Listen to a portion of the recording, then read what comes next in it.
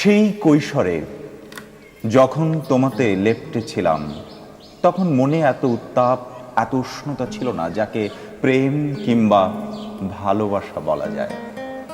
কেবলই মনে হতো এ তো আমার চেনা কাঁঠাল গাছের ছায়া, টিনের চালা, আম গাছ, লেবুতলা, ভোরবেলার শিউলি, সন্ধ্যার চোখ মেলা সন্ধ্যা মালতী, আর রাত হলে সাদা মাধবীলতা।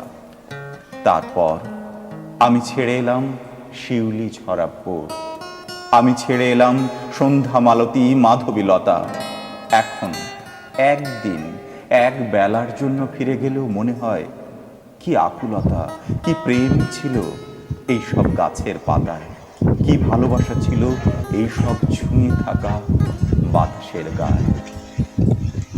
কিন্তু সেখানে কোনো চাওয়া নেই, শুধুই পাওয়া আছে। দুহাতের আঁচলা ধরে সেই সুখ তুলে নেবার সুখ আছে। বিষণ্ণতা নেই, একেবারে মুগ্ধতা আছে। ক্লান্তি নেই, প্রশান্তি আছে।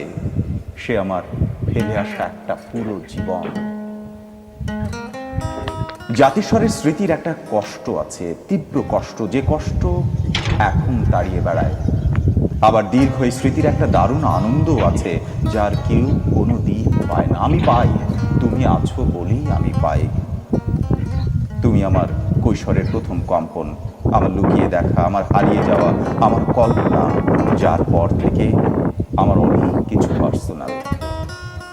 এই পর্যন্ত আমার গ্রামের বাড়ি, যে বাড়ি আমি ফেলে এসেছিলাম সেই গ্রামে